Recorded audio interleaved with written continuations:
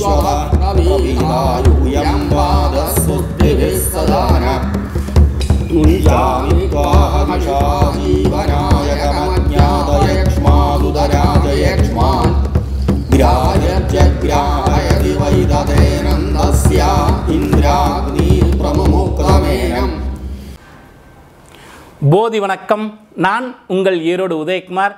ஜோதிடம் சார்ந்த பல குறிப்புகள், விழிப்புணர்வு சார்ந்த பல காணொளிகள் நம்முடைய நேயர்களுக்காக தொடர்ந்து பதிவு செய்துக்கிட்டே வரோம். இதில் இன்னைக்கு இரு கிரகங்களினுடைய இணைவு, இரு கிரகங்கள் ஜனனகால ஜாதகத்தில் இணைந்திருந்தால் என்ன பலன் கொடுக்கும் அப்படிங்கிறத ஒரு பொது பலனாக பார்ப்போமே.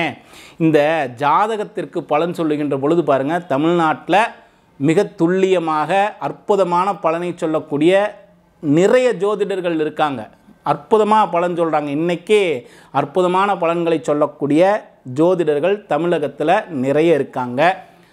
நாம் சொல்லக்கூடிய விஷயங்கள் பொது பலனாக இருக்குது. அதே போல் ஜனனகால ஜாதகத்திற்கு எப்படி பலன் சொல்கிறோம் அப்படிங்கிறது ஒரு சின்ன குறிப்பாக தெரிஞ்சுக்கணுன்னா, ஒரு ஜாதகத்தில் ஜென்ம லக்னத்திலிருந்து கிரகங்கள் எந்த இடத்துல இருக்குது, அதே போல் ஒரு திசா புத்தி என்ன நடக்குது, கோல்சார கிரகநிலைகள் எப்படி இருக்குது, திசை நடத்தக்கூடிய கிரகம் யோகியா அவயோகியா, பாதகாதிபதியா அல்லது மாரகாதிபதியா, இதெல்லாம் பல ஆய்வுகள் இருக்குது. யாருடைய நட்சத்திர சாரத்தில் இருக்கார், எந்த பலத்தில் இருக்கிறார், நிறைய ஆய்வு செய்யணும்ல. ஒரு ஜாதகத்துக்கு பலன் சொல்லுகின்ற பொழுது நிறைய விஷயங்களை ஆய்வு செய்ததுக்கு பிறகு தான் ஒரு பலனை சொல்ல முடியும். நம்ம நிறைய விஷயங்கள் என்ன பண்ணுவாங்கன்னா, பொது பலனாக நாம் பேசக்கூடிய விஷயங்கள் எடுத்துகிட்டு இப்படி இருந்தால் என்ன, அப்படி இருந்தால் அதற்காக இந்த பதிவுகள் எல்லாம் சொல்லலை. ஒரு பொதுவான ஒரு பலன்கள் சொல்லக்கூடிய பலன்கள் அவங்கள்ட்ட அந்த திறமை இருக்கும். இரு கிரகங்களினுடைய இணைவு, நாம் சொல்லக்கூடிய பலன் அவங்கள்ட்ட அந்த திறமை இருக்கும், அந்த சாத்தியமான விஷயங்களெல்லாம் இருக்கும். ஆனால் அவர்கள் பயன்படுத்திக்கிறாங்களா, அந்த விஷயத்தை அவங்க சரியாக பயன்படுத்தி கொண்டுட்டு போனாங்களாங்க அப்படிங்கிறதெல்லாம் அவர்களுடைய ஜாதகத்தில் இருக்கக்கூடிய வலு, ரெண்டாவது திசா புத்தி, கோல்சார கிரகநிலைகள், இது எல்லா விஷயங்களும் சேர்ந்து தான் ஒரு விஷயத்தை நிர்ணயம் செய்யுது.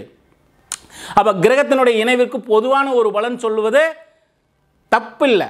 பொதுவான பலன்கள் என்ன இருக்கோ இந்த குணாதிசயங்களும் இந்த திறமையும் அவர்கிட்ட இருக்க தான் செய்யும்.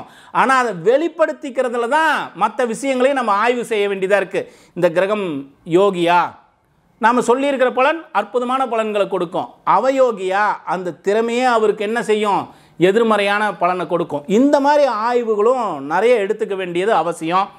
ஜாதகத்திற்கு பலன் சொல்லுகின்ற பொழுது ஆய்வுக்குண்டான விஷயங்கள் நிறைய இருக்குது. நாம் பேசுவது ஒரு பொதுவான ஒரு பலன் தான். இரண்டு கிரகங்களினுடைய சேர்க்க என்ன பலனை கொடுக்கும் அப்படிங்கிறத ஒரு பொதுவாக பேசுகிறோம். இந்த திறமை அந்தந்த ஜாதகர்களுக்கு தனிப்பட்ட முறையில் உண்மையிலேயே இருக்கும். இது வெளிப்படுதா இல்லையா, இதை வெளிப்படுத்த வைக்கணும்னா என்ன செய்யணும், இதெல்லாம் நிறைய ஆய்வுகள், நிறைய குறிப்புகள் இருக்குது. நிறைய காணொளிகள் நாம் பேசிக்கிட்டு தான் வரோம். சரி, இன்றைக்கி இரு கிரகங்களினுடைய இணைவு, நம்ம ஒவ்வொரு கிரகத்தினுடைய இணைவும் தனித்தனியான காணொளியாக பேசிக்கிட்டே வருவோம்.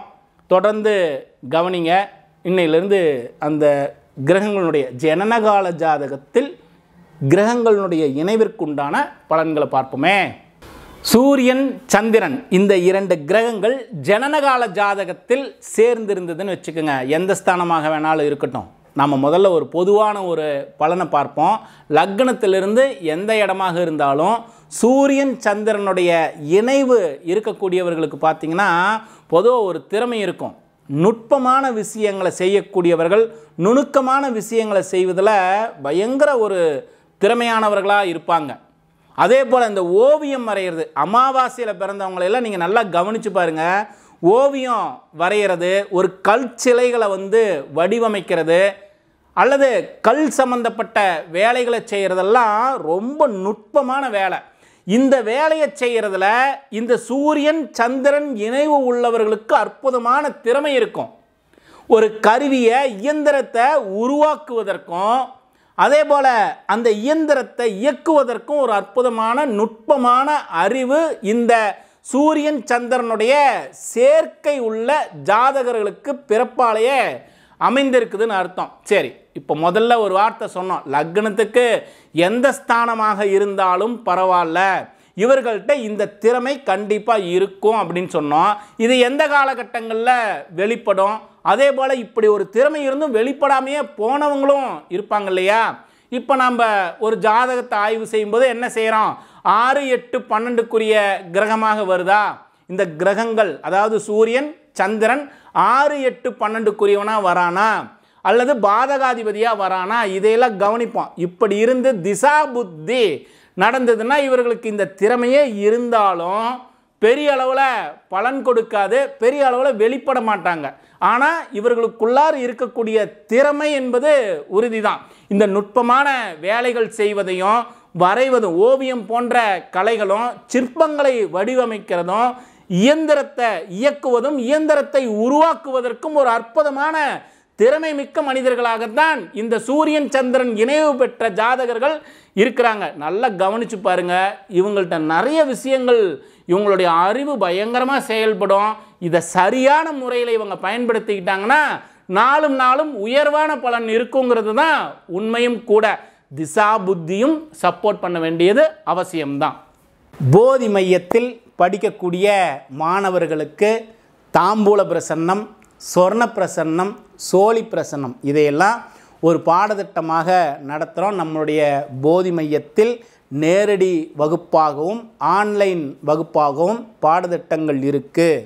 விருப்பம் இருக்கக்கூடிய மாணவர்கள் எங்களுடைய டிஸ்கிரிப்ஷனில், கீழே டிஸ்கிரிப்ஷனில் போதி மையத்தினுடைய வெப்சைட் அட்ரஸ் கொடுத்துருக்கேன், செக் பண்ணுங்கள்.